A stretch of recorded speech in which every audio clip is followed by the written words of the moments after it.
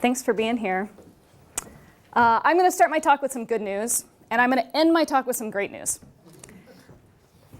The good news might not seem so good, but it will. We'll get there. So the good news is that just like our food system right now is not serving our communities, our education system, as it turns out, isn't serving our young people in the ways that it needs to. Right now, low-income teens are 6 times more likely to drop out of high school than their more affluent peers. They're 3 times more likely to be obese. At the same time, more good news, at the same time, farmland's disappearing both in depth and breadth, topsoil and acreage. We're losing farmers along with the soil.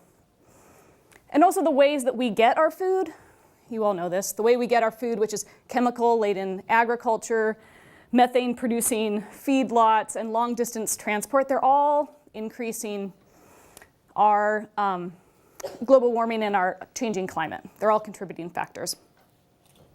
Woohoo! Good news! So why would I think that's good news? It's because I'm a gardener. Because really, this good news kind of sounds more like a big pile of steaming manure. And as a gardener, there's nothing I would rather find in the spring buried somewhere in my backyard than a big pile of manure. And so as a gardener, I get really excited about the fact that we're facing some of these challenges because I think we can use the education system and the food system to leverage change in each other in a fast, joyous way. And I want to share a little bit of that with you. My name's Kim Gaffi. I work with an organization here in town called GRuB. And we're working on some of these issues of education and food. Back in '99, 2 Evergreen grads, go Greeners, it'll be a theme throughout the talk, myself and Blue Pete's, we came up with this agriculture-based employment program to engage low-income teens in improving their lives.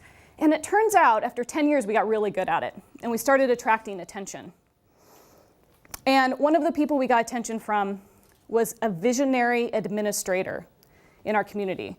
I know, oxymoron, visionary administrator. But he also went to Evergreen, so it's true.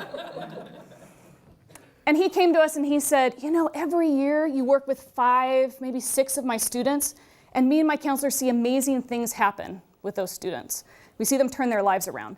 But this is the kicker. I have 200 of those students in my school. I have 200 students who are falling through the cracks. I need more slots. I want to create a school within a school where students can have this kind of experience that you're talking about.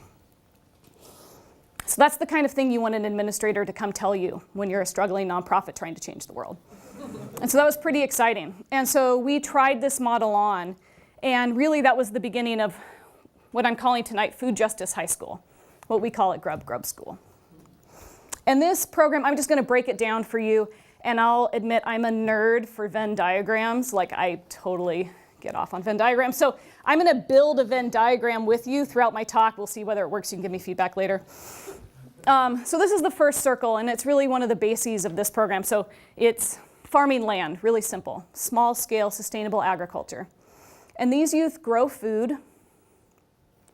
They come to us in the summer. They work with us for in the summer about 7 weeks. They earn a stipend, they earn work skills, and they also earn a high school credit. They grow food for the food bank, they grow food for a market stand, they grow food for CSA, which is community-supported agriculture, and maybe most importantly, they grow food for their own families. Most of these youth come from low-income families. Many of them are struggling with family food security, which means getting good food on the table. So something we've noticed with having youth on the land over the years is that young people don't know where food comes from, and a lot of adults don't know where food comes from. And so every year we dig up potatoes, and they're like, why are you getting them dirty? And having no idea that that is where potatoes grow, by the way, is in the ground, sometimes in manure. And the other thing we noticed was that they were completely disconnected nutritionally. I'll talk about that a little bit later. The other thing we noticed is that teaching math and science is a natural response to the curiosity youth show on the land. So they look at things and they're like, why do potatoes grow in the ground? Why do peas how do they wind their way up of a fence? And so science is a natural part of what we do. They plan the farm, which means they need the math and science to look at various cultivars, decide succession, look at how to grow food organically for their market. The second piece of our program we call Farming Self, which I know sounds awkward, but it's really personal development. And as we developed this program, we looked to so many fields. We looked at personal coaching, we looked at nonviolent communication, we looked at youth development models around the country, and took little pieces of each one. And it really was with the idea of how do we create a safe environment for these youth to work on their own issues, to learn how to move through conflict nonviolently, to set personal boundaries, ask for what they need, some of those basic how to be a human on the planet skills. And we've had great results with that. And one of my favorite things that parents sometimes tell us after a summer is that, maybe they've been frustrated working with a disgruntled or angry teen, and they say, I've never seen my kid more tired, more dirty, or more happy. Thank you. The third piece of what we do, we call farming community. And you can think of it as community development or community service. And there's a little bit of story behind this one. And the youth do lots of stuff in the community. But there's one thing that they do that I want to tell you more about. And this work was a gift to us. And it was inspired by a man in Portland, Oregon named Dan Barker. And Dan was a vet who was suffering from meaninglessness in his own life and was also seeing it in his neighborhood. And his response to that was beautiful. He started giving away free vegetable gardens to low-income families in the 80s. And through that, he inspired all sorts of great nutrition empowerment in those communities in North Portland. He also inspired an Evergreen student named Richard Doss, who brought that same work to here in the South Sound area. And Rich started building gardens for folks, and in 2000 he approached Blue and I, and he said, I love this work, but I need to do other stuff. Would you take on this work? And so we did. And the great thing with having young people involved in building these gardens, by the way, between 93 and today, we've built over 2,600 vegetable gardens for low-income families in backyards and in community gardens. And the great thing about having youth involved in that is a lot of these youth, their families are recipients of social services. And so this puts them on the other end. They're in someone's backyard, they're the provider, the giver, the helper, and it has an incredible impact on their self-esteem. And it's one of the things they talk about most when they talk about their work at GRuB, is I help build gardens for families. The other thing it allows them to do is to witness low-income families reclaiming a part of the food system. So reclaiming the easiest, most convenient, most environmentally friendly part of the food system, which is their backyard. And so getting fresh vegetables from that backyard, families can grow upwards of $500 or $600 worth of vegetables every year in the gardens we provide. The Venn diagram comes together. It's so exciting. So when we combine farming self and farming land, something that shows up, and one of the reasons that Matt Grant came to us, was youth get healthier.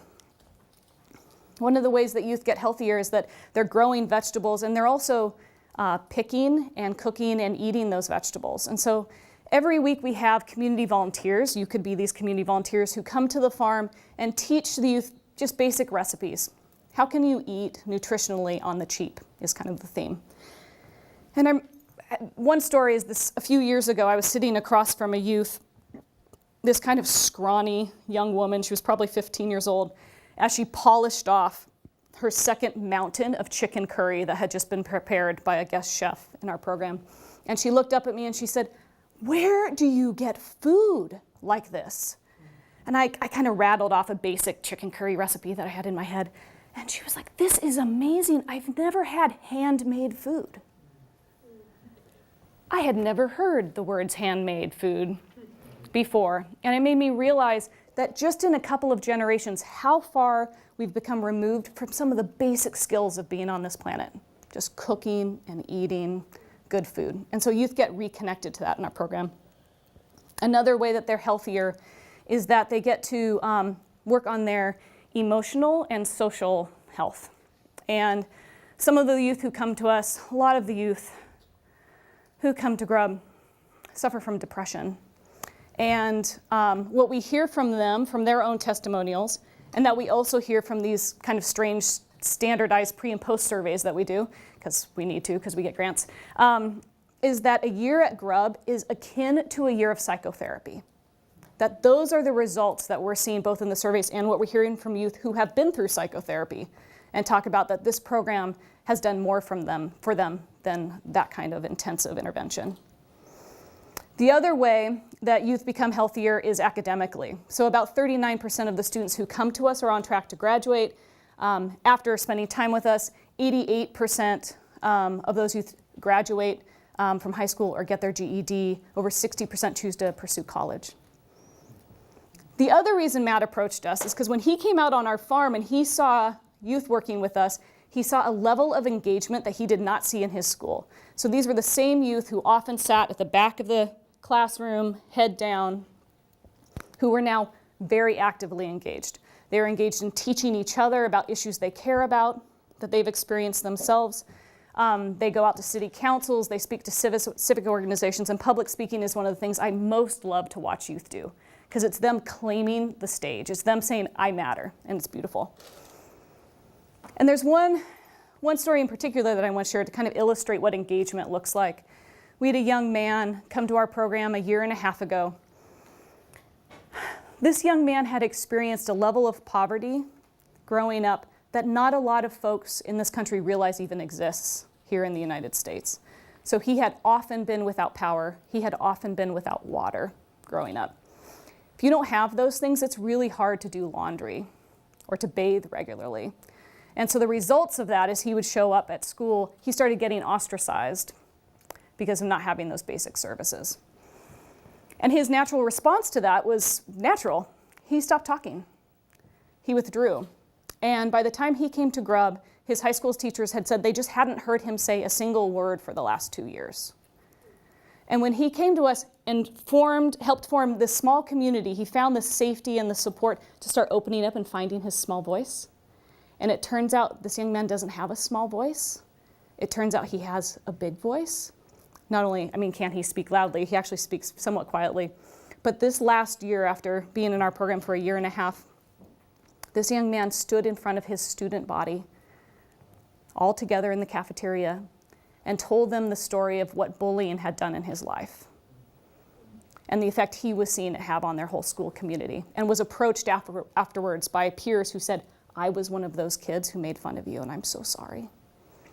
That's what we mean by engagement. Students taking leadership on issues that they feel incredibly connected to and have a lot of experience with. The other thing that happens through this program is real cool stuff starts to happen in the community, like real change happens, which is really exciting for a lot of the youth in our program. And one of the questions that drives this part of our work is, why are people in the United States hungry? Why in such a wealthy nation do we have people going without food? And that's the thesis for social studies at GRuB. That's what they study, is why are people hungry and what are the social movements that have risen up over time to address issues of hunger. They look at the civil rights movement, they look at lots of stuff, and then they turn around and get to actually apply that, whether it's applying it in direct service, building community gardens, or apply it in speaking, or apply it in looking at urban ag policies and what they want to say about it and finding their own voice. So I said I would end with some great news. And there's lots of great news, and I won't go too long. So some of the great news is that this work is spreading, which is exciting. And a small way it's spreading is that the whole purpose of this pilot that we did with Olympia High School was to see if it worked, and it turns out it does. And so now so for the last 2 years, students have been coming to us for a half day of high school and experiencing all of these things. And now Olympia High School this spring is launching its own farm on school district property, where many more youth in that school will have that opportunity. GRuB will be able to provide this opportunity to other youth from other schools. And that they're also looking to incorporate just some of the basic, especially farming self pieces of our curriculum into the school, so less students become disengaged to begin with, which is really exciting.